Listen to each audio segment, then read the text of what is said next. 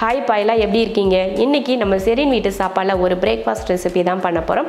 இடியாப்பமும் கடலைக்கறியும் பண்ண போகிறோம். இதுக்கு முன்னாடி நம்ம சேனலில் இடியாப்பம் தேங்காய் பால் போட்டிருக்கோம். இன்றைக்கி நம்ம பண்ண போகிறது பார்த்திங்கன்னா இடியாப்பமும் கடலைக்கறியும் தான். முதல்ல கடலைக்கறி பண்ணுறதுக்கு நம்ம கடலையை வேக வச்சிடலாம். கடலைக்கறி பண்ணுறதுக்கு நான் கருப்பு கொண்ட கடலை ஒரு 8 மணி நேரத்துக்கு முன்னாடியே ஊற வச்சு எடுத்திருக்கேன். கருப்புக்கு பதில் நீங்கள் வெள்ளை கொண்ட கடலை கூட ஊற வச்சுக்கலாம். இது ஒரு 200 கிராம் கொண்ட கடலை நல்லா ஊறி இருக்குது. இதை குக்கரில் போட்டு வேக வச்சுக்கலாம். நல்லா முங்குற அளவுக்கு தண்ணி ஊற்றியிருக்கேன். தேவையான உப்பு சேர்த்துக்கலாம்.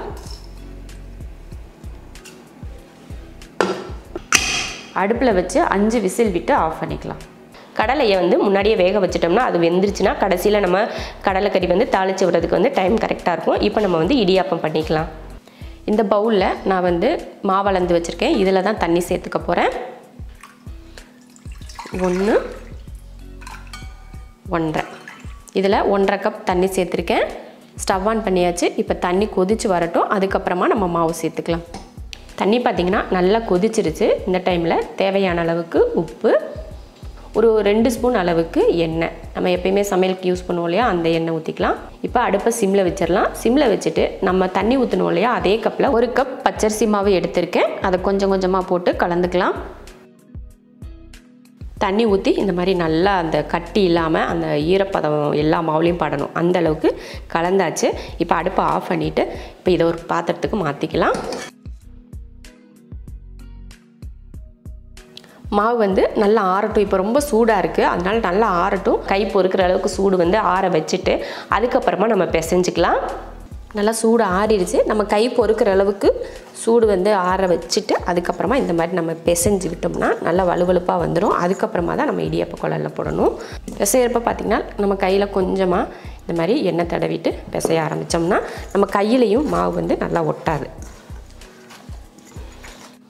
பார்த்திங்கன்னா மாவு நல்லா ஒன்று சேர்த்து பிசைஞ்சு வச்சாச்சு. அடுத்ததாக நம்ம இட்லி பாத்திரத்தில் தண்ணி ஊற்றி வச்சுட்டு நம்ம புளிய ஆரம்பிச்சுக்கலாம். இட்லி பாத்திரம் வச்சு தண்ணி ஊற்றிக்கலாம். ஒரு செம்பளவுக்கு தண்ணி ஊற்றிக்கிட்டால் போதும்.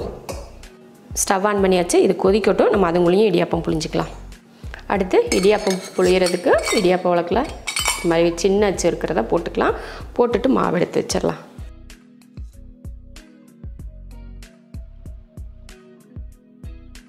இது போல் ஒரு வாழை இலை எடுத்திருக்கேன். அதை சின்னதாக வெட்டிட்டு அதில் நம்ம புளிஞ்சிக்கலாம்.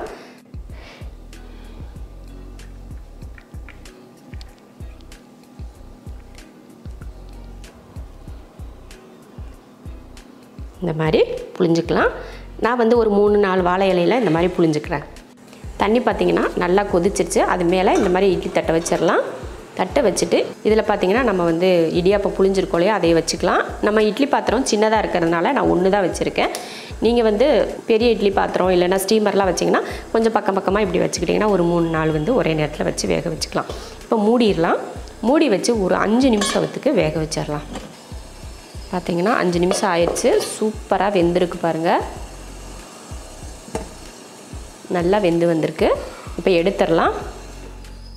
நல்லா பூ போல் இடியாப்பம் ரெடி ஆயிடுச்சு. ரொம்ப ஈஸியான வேலை. இட்லி தோசைக்கு மாவு அரைச்சி அதுக்கப்புறமா புளிக்க வச்சு தான் நம்ம இட்லியோ தோசையோ செய்யணும். ஆனால் இதுக்கு பச்சரிசி மாவு இருந்தாலே சூப்பராக கொஞ்சம் நேரத்துலேயே நம்ம இடியாப்பம் செஞ்சிடலாம். பெரும்பாலும் இடியாப்பம் எல்லாருக்குமே பிடிச்ச ஒரு பிரேக்ஃபாஸ்ட்டு தான். சூப்பரான ஒரு இடியாப்பம் ரெடி ஆயிடுச்சு. அடுத்ததாக நம்ம கடலைக்கறி தாளித்து விட்டுக்கலாம். ஏன்னா நம்ம முதல்லையே கடலை வேக வச்சுட்டோம் இல்லையா, இப்போ நம்ம தாளித்து விட்டுறலாம். கடலை வேக வச்சு எடுத்தாச்சு. நல்லா வெந்துருச்சு. இப்போ நம்ம மசாலா வறுத்து அரைச்சிக்கலாம். ஸ்டவ் ஆன் பண்ணி ஒரு கடாய் வச்சுட்டு 1 ஸ்பூன் அல்லது 2 ஸ்பூன் அளவுக்கு எண்ணெய் விட்டுக்கலாம். இந்த அளவுக்கு போதும். இதில் ஒரு 1/4 மூடி தேங்காயை துருவி எடுத்திருக்கேன், சேர்த்துக்கலாம். அடுத்து நம்ம கையில் இந்த மாதிரி ஒரு கைப்பிடி அளவுக்கு சின்ன வெங்காயம் எடுத்திருக்கேன், அதையும் இது கூடவே சேர்த்துடலாம். இதை நல்லா பொன்னிறமாக, தேங்காய் எந்த அளவுக்கு பொன்னிறமாக வறுக்கணுமோ அந்தளவு வறுத்து எடுத்துடலாம். தேங்காய் நல்லா பொன்னிறமாக வதங்கிருச்சு. அதே சமயம் வெங்காயமும் பார்த்திங்கன்னா நல்லா வதங்கிருச்சு. இப்போ இதில் மசாலா பொடி சேர்த்துக்கலாம். மிளகாத்தூள் 1.5 ஸ்பூன் மிளகாத்தூள், மல்லித்தூள் 2 ஸ்பூன் அளவுக்கு மல்லித்தூள், கொஞ்சம் மஞ்சள் தூள், 1/4 ஸ்பூன் அளவுக்கு சோம்பு. இப்போ இதையும் நல்லா வறுத்துடலாம். அடுப்பை சிம்மில் வச்சுக்கணும். அப்போ தான் நம்ம வறுக்கிற பொருள் கருகி போகாமல் நல்லா நிதானமாக வறுபடும். அவ்வளோதான், நல்லா வறுத்தாச்சு. இந்த தேங்காய் கூட இந்த மசாலா பொடியும் போட்டு ஓரளவுக்கு நல்லா வறுத்ததுக்கப்புறம் இப்போ அடுப்பை ஆஃப் பண்ணிடலாம். ஆஃப் பண்ணிவிட்டு இப்போ இதை ஆற வச்சுட்டு நம்ம அரைச்சி எடுத்துடலாம். இதை ஒரு பிளேட்டுக்கு மாற்றிடலாம். மசாலா வந்து ஆறிடுச்சு, இப்போ அரைச்சிடலாம்.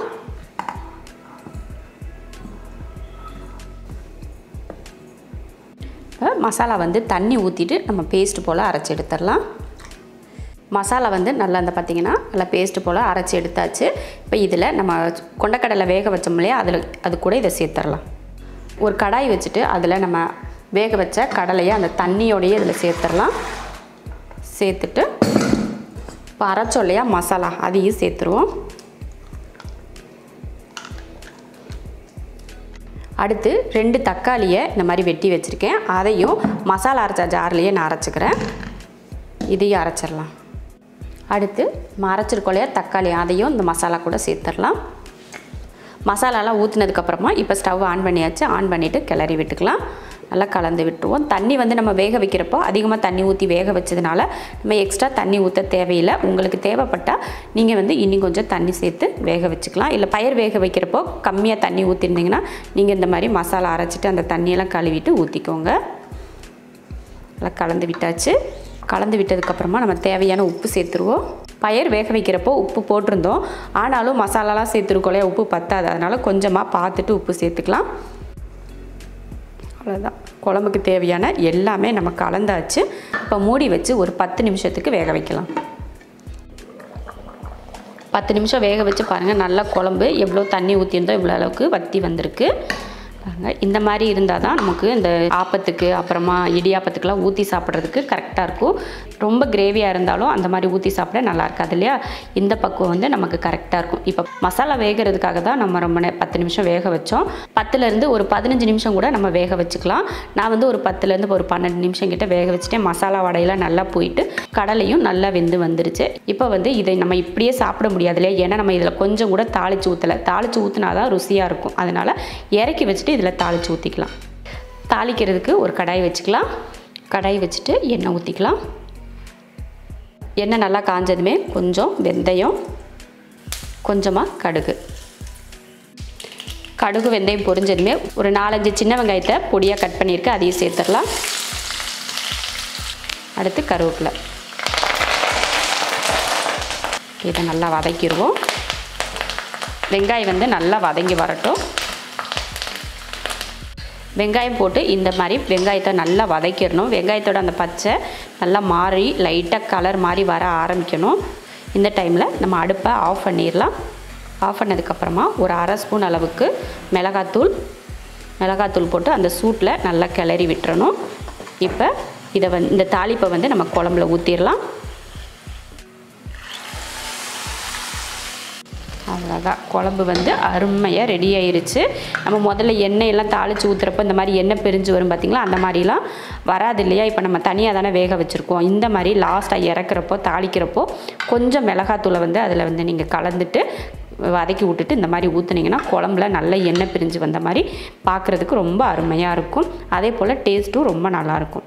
சூப்பரான ஒரு டேஸ்டியான ஒரு கடலைக்கறி ஈஸியான மெத்தடில் செஞ்சுட்டோம். கடலைக்கறியும் ரெடி ஆயிடுச்சு, இடியாப்பமும் ரெடி ஆயிடுச்சு. ரொம்ப சூப்பராக இருக்கும். இந்த மாதிரி கடலைக்கறியும் இடியாப்பமும் செஞ்சு நீங்கள் சாப்பிட்டீங்கன்னா இதே மெத்தடில் செஞ்சு பார்த்துட்டு எப்படி இருக்குன்னு சொல்லிட்டு கமெண்ட்டில் சொல்லுங்கள். பிடிச்சிருந்தா லைக் பண்ணிவிட்டு ஷேர் பண்ணிவிட்டு நம்ம செரின் வீட்டு சாப்பாடு சேனலை சப்ஸ்கிரைப் பண்ணி பக்கத்தில் இருக்க பெல் ஐக்கானை கிளிக் பண்ணி வச்சுக்கோங்க.